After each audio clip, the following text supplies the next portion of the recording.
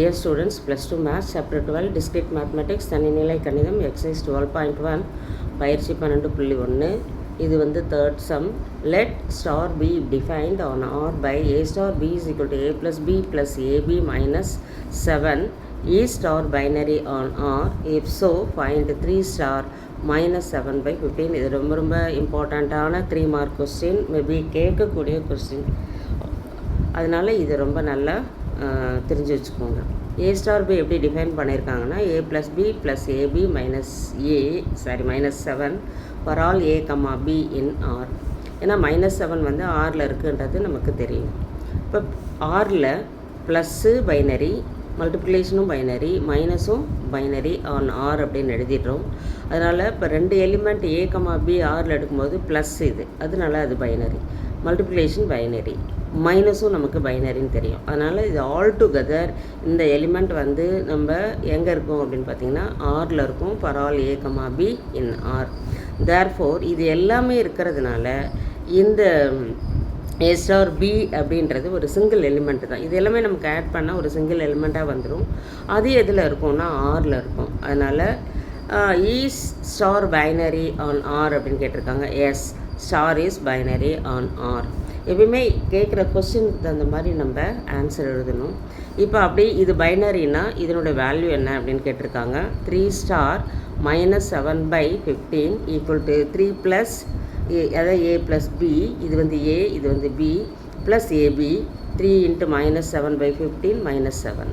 இப்போ 3 plus into minus minus -7 by 15 -21 by 15 -7 which is equal to, இதை cross multiply, இது 3 -7 வந்து சிம்பிளிஃபை பண்ணியிருக்கேன், -4ன்னு கிடச்சிரும். இந்த மைனஸை நான் வெளியே எடுத்துட்டோம்னா இது ரெண்டுமே ப்ளஸ் ஆகிடும். காமன் எல்சிஎம் 15, 7 + 21 = 28 by 15 கிடச்சிரும். அது -4 -28 by 15. இதை கிராஸ் மல்டிப்ளை பண்ணும்போது -60 -28 by 15 கிடைக்கும், which is equal to -88 by 15. இந்த நம்பர் வந்து எங்கே இருக்கும் அப்படின்னா ஆரில் கட்டாயமாக இருக்கும். இதுதான் அதனுடைய வேல்யூ. இது வந்து 3 மார்க் கொஸ்டினில் கேட்குறாங்க.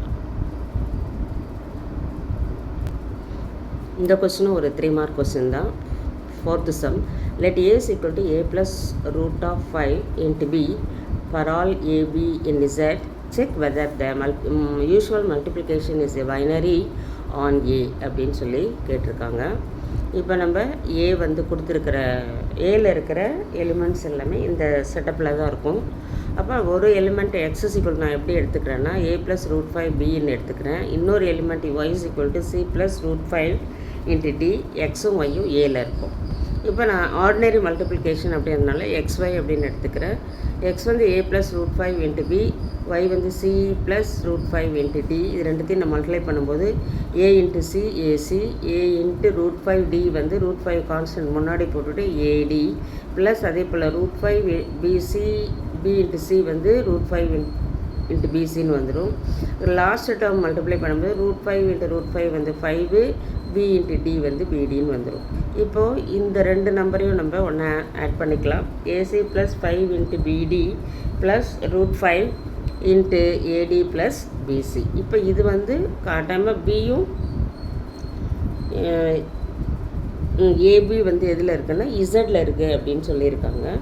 ஏபி இசட்டில் இருக்கிறதுனால ஏசி ப்ளஸ் 5 × பிடியும் இசட்டில் தான் இருக்கும், இதுவும் இசட்டில் தான் இருக்கும். பட் இது எந்த ஃபார்மேட்டில் இருக்குது அப்படின்னா ஏல இருக்கிற ஒரு ஏல இருக்கிற மாதிரி இந்த ஃபார்மேட்டில் இருக்குது, a + √5 × b. அதனால் அந்த ஃபார்மேட்டில் இருக்கிறதுனால கட்டாயமாக for all a, b, c, d in z, ac + 5bd in z and ad + bc is also in z. Therefore xy is in the form of a + √5b. இந்த ஃபார்மில் இருக்கிறதுனால xy கட்டாயமாக எங்கே இருக்கும் அப்படின்னா ஏல இருக்கும், which implies that multiplication is a binary operation on a அப்படின்னு சொல்லிடலாம். Thank you.